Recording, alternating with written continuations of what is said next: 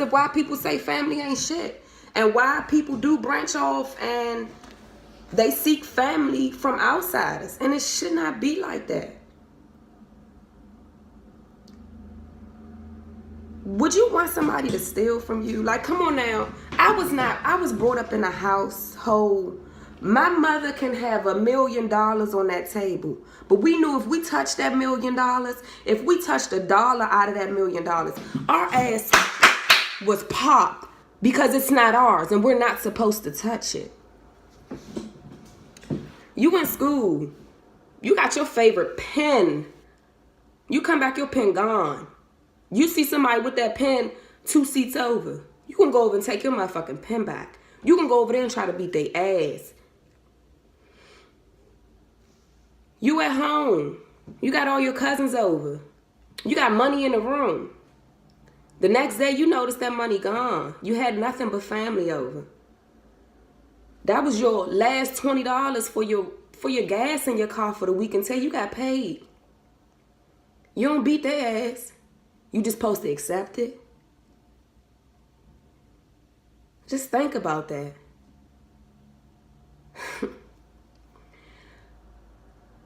Family even got to a point where they don't even want to see you winning.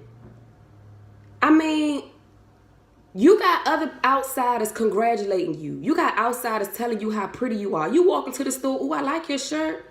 You walk outside, a nigga trying to holler. But before you made it out your house, who told you how cute and pretty you was? Who told you that shirt was nice? We don't realize that's hurting us too.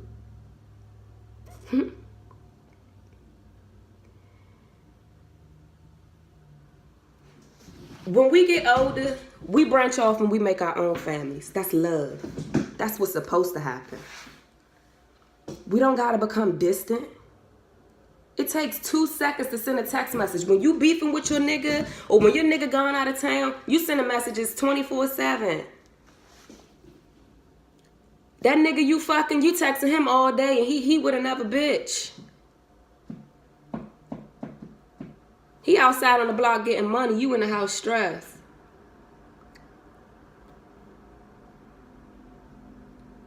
He out on the block fucking a bitch. And you giving him your money while he treating that bitch.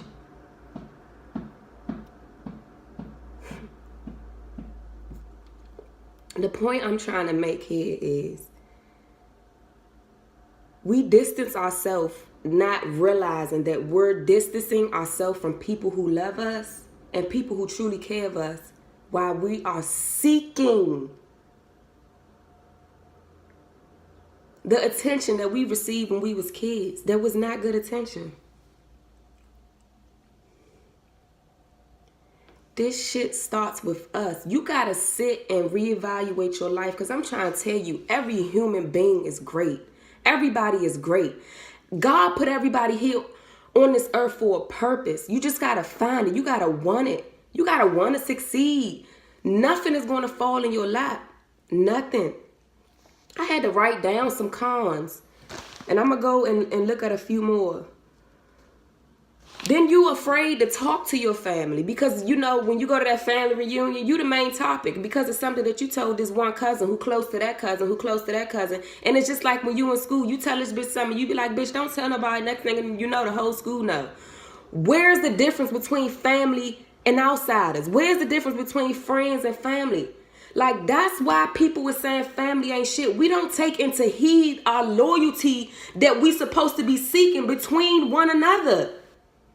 And we're saying that outsiders treat us better than that. Look at ourselves. Look what we doing to each other. And that's why we go seeking for that attention that we didn't receive when we was younger.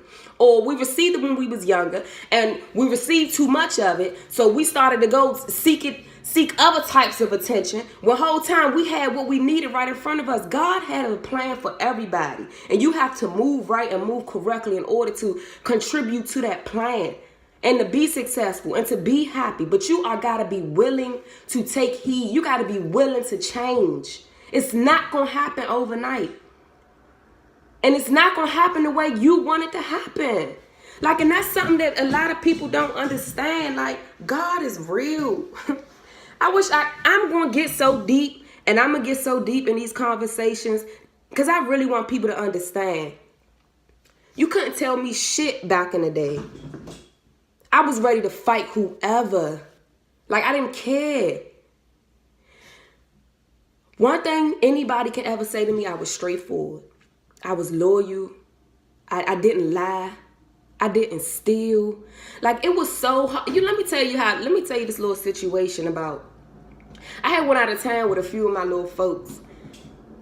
And we was younger. And everybody was just stealing, crushing the stools. I mean, fucking them up. And I was just sitting back, walking around. My heart was just pounding the whole time. But I couldn't do it. We came down there at night with club clothes. We was going to the club that night. Everybody still in their club outfits. And I'm just like, damn. You know what I'm saying? I was just like, this ain't me. Like, I couldn't do it. I didn't follow the wave. Even though in my heart, I felt like, damn, everybody gonna be fly, but I'm gonna be sitting back looking stupid. But that just wasn't my wave. And that's why I'm saying I always stay true to me. I always stay true. If you stay true to who you are, can't nothing or nobody tear you down because you are pure. Stop trying to live through other people's lives. You don't know what it took for them to get there, y'all, at all. Like, you don't. I had young friends when I was younger, and they had mother and fathers who had big bank. You know, my dad, he did the best he could. He got sick, he got on disability, so he was carrying all the bills. And it was like at the age of 15, I lied and said I was 16 so I could have a job. So that I could have what my friends had that was just given to them. But I was the one 15 while they at home sleeping. You know, when we get out of school, I'm at work busting my ass so that I can, when we go to the club over the weekend, my outfit can be fly. But I bet none of them people in that club knew that. They just knew I was this bad little, oh, bitch, you popping it and all that. The bitch who gets down, ain't going for nothing. All that. Cutie, all that. Nobody knew that shit. Nobody knew that shit. And that's why I used to tell people who was around me, and it was people who was around me who I'm finding out they should have never been around me. And they don't know I learned so much from the childhood that they was brought up in, that stuff that I wish I had, and they ain't taking advantage of it. I never had grandparents. My grandparents died, I probably was 6. I don't remember them. None of them. Grandfathers, grandmothers, aunts, uncles, I don't know them. I don't. I had my father and my cousins. Do people really know that? When I was in need and needed shit, was seeking for help, I had to go out and get it. Like, I literally had to go out and get that shit. Every car I ever owned. And I'm trying to tell you, I remained humble so long. Every car I ever owned, old car. And I'm seeing friends and people around my neighborhood, parents co-signing and all that. And my people's credit ain't even good enough to co-sign. Or my dad on disability, he can't co-sign. So here I am still driving around with this old car. I'm still driving though. Bought every car I ever owned myself. I'm saying this to say, appreciate what you got. Cause you and don't front and stunt on the next person, because you really don't know what it took for them to get there. You don't know what it took for them to have what they have. Like, none of that. I'm getting off topic now. Bitch got a little emotional. But nah, I'm gonna be talking some real shit, because a lot of us is putting ourselves through the depression we going through, and a lot of us is not putting ourselves through it, but we holding on to grudges. And we holding on to things that happened to us in the past, or things that are happening to us. And what we need to open our eyes and realize, all that can change today. It can change. It ain't got to prolong no longer. But we got to start talking. Once you feel, let me tell you something. I didn't go to a therapist. You know who I talked to? God. This will open my eyes. I felt like I was at my last straw. And my son, he said, he cut the TV off. My son 5 years old. And he said, Mommy, I want to talk. said, you want to talk? I said, okay, we can talk. And he said, Mommy, I like when you happy. I said, oh, I like when you happy too, baby. He said, no, Mommy, I don't like when you cry. He said, I don't like when you sad. He said, it makes me sad. I had to sit down. I said, whew, this coming out of a 5-year-old boy. You know why he was comfortable in telling me that?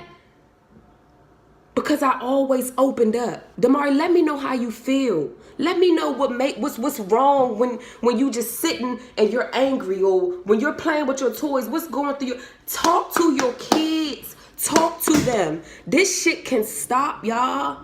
But it gotta start somewhere. We can't keep dwelling on what our parents did. Because they parents did something to them. They parents did something to them. They parents did something to them. Fuck, we done went through slavery. We all fucked up. That shit can change with you. But you gotta really want that shit.